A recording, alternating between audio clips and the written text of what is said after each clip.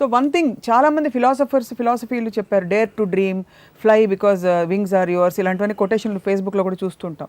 వాటికి అర్థం పర్థం హౌ టు అప్లై అనేవి ఉండదు. కానీ రామోయిజంలో మీరు ఎప్పుడు ప్రాక్టికల్గా you the most practical person I have seen or many have seen. కాబట్టి ఈ ఫిలాసఫీ ఏదైతే ఉందో ఏ స్టేజ్ నుంచి అప్లై చేయడం మొదలు పెట్టాలి, లేకపోతే how do you start integrating, do you start questioning first? Questioning is the only way. Like I was mentioning Ayn Rand's thing. ఎప్పుడైతే ఇఫ్ యు ఆర్ ఇప్పుడు ఫర్ ఎగ్జాంపుల్ ఇఫ్ మా గ్రాండ్ మదర్ గాడ్ గురించి God అంటే ఏంటి అని అడగటంలో ఒక aspect ఉంటుంది human బీయింగ్కి. ఓ దేవుణ్ణి దండం పెడితే మనకి మార్కులు వచ్చేస్తాయి అన్నమాట అని పెట్టేసింది అక్కడ. అంటే ఎవరేం చెప్తే అది వినేసి ఒక గొర్రెల మందలా ఫాలో అయిపోయేవాళ్ళు ఈ ట్రాప్లో పడతారు, ఈ కష్టపడే ట్రాప్లో. Anybody who questions will understand for himself. అప్పుడు అది అబ్జార్బ్ చేసుకుంటారు, ఏంటి అసలు ఇది చెప్పేది అది చెప్పేదని. అబ్జార్బ్ చేసుకున్న దానికి బ్లైండ్గా ఫాలో అవ్వడానికి డిఫరెన్స్. మీ దృష్టిలో బిల్ గేట్స్ కష్టపడి పనిచేశారా, ఇష్టపడి పనిచేశారా? 12వ తరగతి 100% ఇష్టపడి. ఎనీబడి హూ కమ్స్ అప్ 100% ఇష్టపడి చేస్తారు. ఒక్కళ్ళు కూడా తేడా ఉండదు. వాళ్ళ కొడుకులో వాళ్ళ వారసులు అలా ఉండకపోవచ్చు, అది వేరే విషయం. But the person who made it from somewhere to somewhere 100% ప్యాషన్తో చేస్తాడు, ఇంక్లూడింగ్ మెగాస్టార్ చిరంజీవి. అంటే మళ్ళీ ఎవ్రీబడి వితౌట్ ఎక్సెప్షన్ కష్టపడి పనిచేస్తారా? 100%. ఆయన పాలిటిక్స్ నాకు తెలియదు. పాలిటిక్స్ అనేది మీరు ఒక డెసిషన్ తీసుకుంటారు. డెసిషన్ తీసుకున్నాక ఆయన జరిగిన ఎక్స్పీరియన్సెస్, దాంట్లో ఆయనకి ఇష్టం లేని వాళ్ళని కలవడాల్సిన అవసరం ఉండొచ్చు, ఇలాంటి ఏదో ఉండొచ్చు.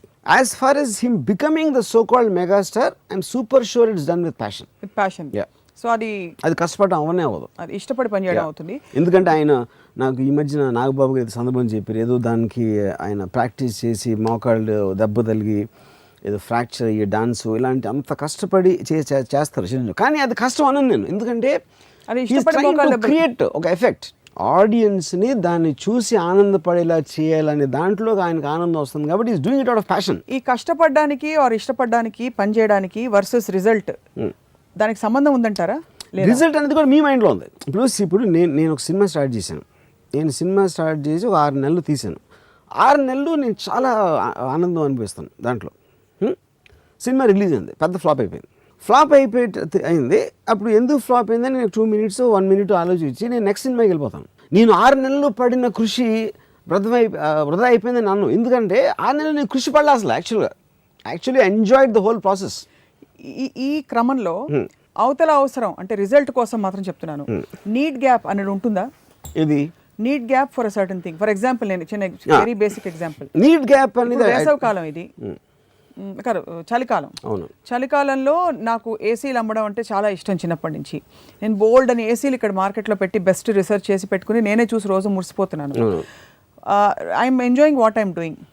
అండ్ ఏసీలని వెరైటీస్లో అందరికీ చూపిస్తున్నా, అవన్నీ ఓకే. బట్ అక్కడ అమ్ముడుపోవట్లేదు. So hence I failed. So ఈ మొత్తం ఫెనామినాన్ని ఎలా డిస్క్రైబ్ చేస్తారు మీరు?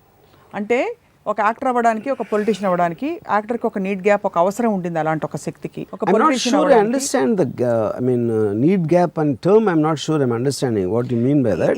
అంటే మీరు అనుకున్నది అవ్వకపోవటం ఏంటిది? అనుకున్నది సపోజ్ అవ్వలేదు అనుకోండి, is there a need to align your own dreams or your goals or your ఇష్టపడి with what is required outside? No, fair enough. Is that a smart way of being or not? 100% it's way being smart. See, the point is మీరు ఒక decision కొన్ని factors influence చేసి తీసుకున్నారు, దాని result work out అవ్వనప్పుడు you have the responsibility towards your self to at least think of the reasons why didn't. మీరు అనుకున్నది ఏంటి, రిజల్ట్ ఆల్రెడీ వచ్చేసింది కాబట్టి you will have a fair idea of why didn't work. దాని తర్వాత మీరు నెక్స్ట్ డెసిషన్ తీసుకోవడానికి అది ఉపయోగపడుతుంది. Not that it will guarantee the next decision, but at least it will become a part of your knowledge and it will become a part of your thinking process.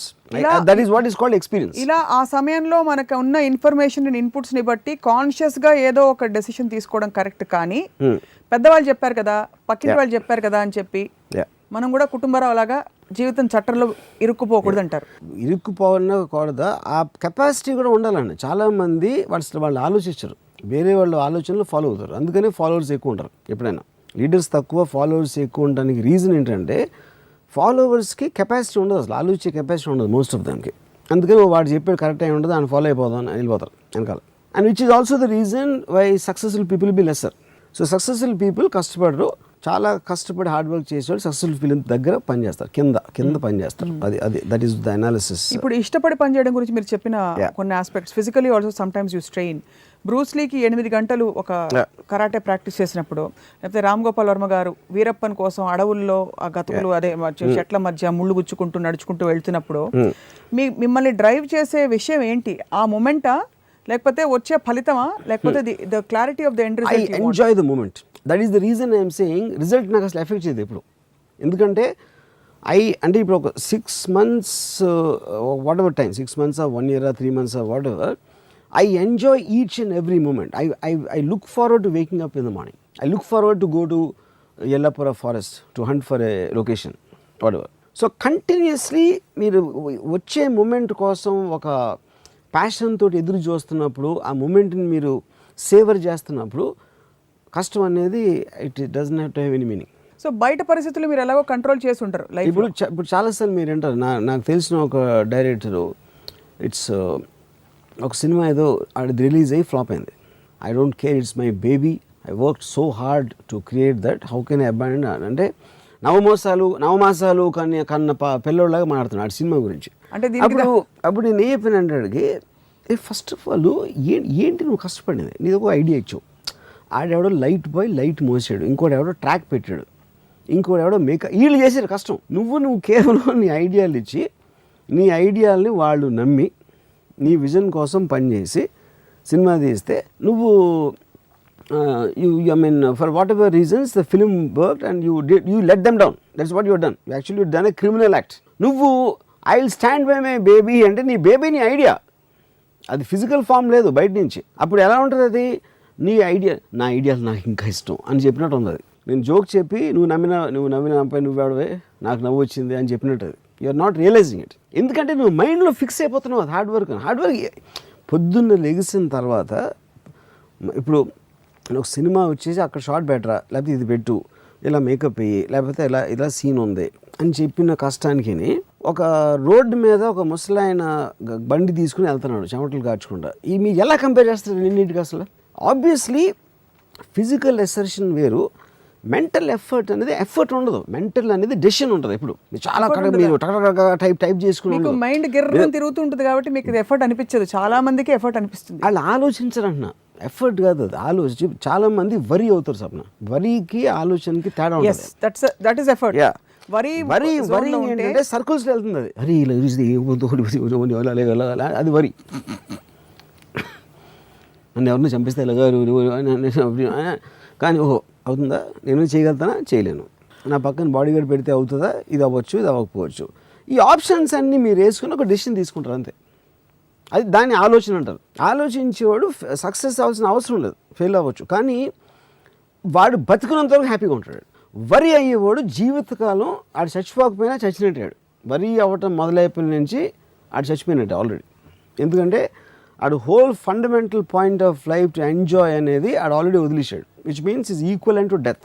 ఆడు mind already చచ్చిపోయింది, ఆడి body అలా జాంబీలాగా తిరుగుతూ అది ఒకరోజు చచ్చిపోతుంది అంతే.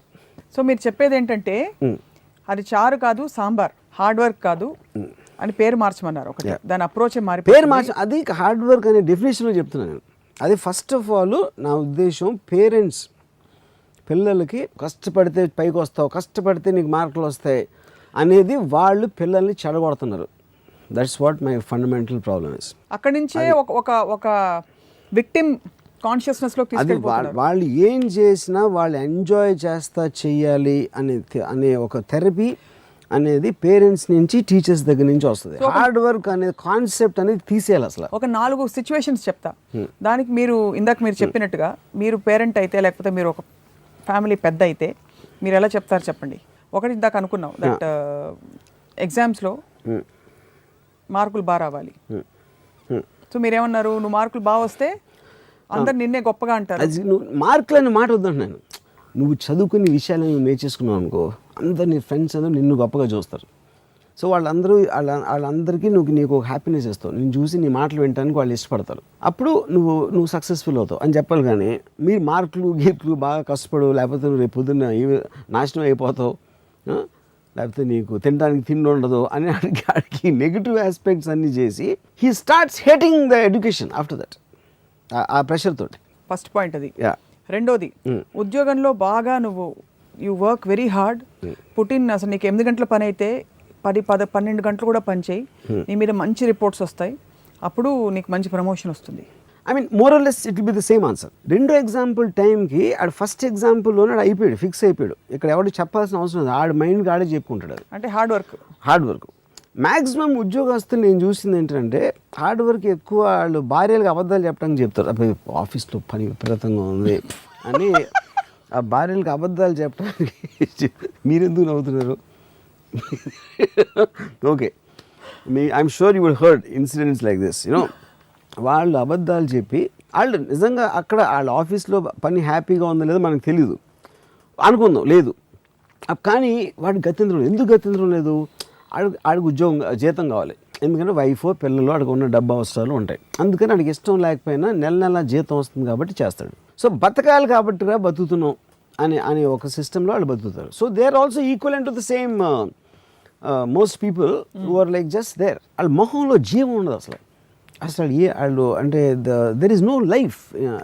ఒక భార్యాభర్తలు ఆ సినిమాకి వస్తారు, ఏంటి అమ్మ ఎందుకు వచ్చామరా, ఎందుకు బతుకుతున్నారా, వీళ్ళు ఇద్దరం ఎందుకు ఉన్నామా అనే ఒక నిర్లిప్తత కనిపిస్తుంది ఫేసెస్లో. You know, that for me is the biggest tragedy of human beings. The potential of life, killing it. They already killed it. ఈ మొత్తం స్కీమ్లో ప్రాడిజీస్ ఉంటారు కొంతమంది, అంటే అసలు కనీవిని ఎరగని రీతిలో అచీవ్ చేయమని పేరెంట్స్ కూడా వెనక నుంచి తోస్తారు, వాళ్ళు కూడా అలా తయారైపోతారు. ఉదాహరణకి మీరు ఇన్వెస్ట్ టీచర్ కాన్స్టాంటినోపులేలియా అని పెద్ద వర్డ్ చెప్పాను అనుకోండి, TPCONSTA చెప్పేస్తారు స్పెల్లింగ్స్. ఈ స్పెల్ బీలు, కాంపిటీషన్లు. ఇప్పుడైతే మ్యాథ్ బి మీరు 265 + 155 + 44 × 85 అని చెప్తే వాళ్ళు ఇలా అనుకుని చెప్పేస్తారు. వీళ్ళని చూసి మనం ఫేస్బుక్లో షేర్ చేసి వావ్ అంటుంటాం. Where do these people as individual stand? What has happen to them? Obviously నేను ఇందాక ఒక ఎగ్జాంపుల్ చెప్పాను. The degrees in people's capacities and talents and capabilities అనేది ఆటోమేటిక్గా మీకు యానిమల్స్లో ఏనుక్కి చీమకి ఎంత తేడా ఉంటుందో స్ట్రెంగ్త్, సైజు, క్వాలిటీస్లో, అంతే తేడా ఒక లోయెస్ట్ కామన్ హ్యూమన్ బీయింగ్కి హైయెస్ట్ హ్యూమన్ బీయింగ్కి అంత తేడా ఉంటుంది ఇన్ టర్మ్స్ ఎబిలిటీ, కేపబిలిటీలో. సో దాని ప్రకారమే వాళ్ళ డిగ్రీ ఆఫ్ లైఫ్, వాళ్ళ degree of enjoyment, degree of how they look at life అన్నీ మారిపోతూ ఉంటాయి. ఫర్ ఎగ్జాంపుల్, ఇందాక నేను చెప్పినట్టు నేను అసలు నాకు హాలిడే తీసుకునే అవసరం లేదు. Like my daughter things I will burst with the kind of work I do అని అనుకుంటుంది. ఎప్పుడు నేను హాలిడే తీసుకో అని చెప్తూ ఉంటుంది. But I know that she can't understand the concept of work and holiday నేను ఆలోచించినట్టు. అప్పుడు ఇలా నాకు చాలామంది చెబుతారు, my mother also tells me something or somebody. కానీ వాళ్ళలో నేను బోర్డమ్ చూస్తాను. వాళ్ళలో నేను అబ్బా అసలు ఏదో టైర్ అయిపోయినా, వా ఐఎమ్ సో టైర్డ్ యార్ అని వాళ్ళు అంటారు. నేను ఎప్పుడు అనలా. నేను రోజుకి మ్యాక్సిమం 3 to 4 hours పడుకుంటాను. అండ్ షూటింగ్ టైంలో నేను కూర్చొని అసలు people get shocked to see the energy I have when I'm roaming on the set. కుర్చీలు కూర్చున్నాను అసలు. అంటే డిసిప్లిన్ కోసం కాదు, I don't feel like sitting. Most of the time I stand actually. So అది ఎలా వచ్చిందంటే సూపర్ హ్యూమన్ స్ట్రెంగ్త్ కాదు, అది నా మైండ్లో నేను చేస్తున్న దానికి ఉన్న ఒక ప్యాషన్ నుంచి అది ఒక ఎనర్జీగా కన్వర్ట్ అవుతుంది. But the moment I don't like the work I'm doing, నేను హార్డ్ వర్క్ చేయమ్మా ఇంత కష్టపడుతున్నాను అనే ఫీలింగ్ వచ్చినప్పుడు నేను చతికి పడిపోతాను యాక్చువల్లీ. ఎందుకంటే energy will be sapped out. So ఒక అడ్రినలిన్ రష్ అనేది మీకు ప్యాషన్ నుంచి వస్తుంది. Passion and hard work are at logger heads.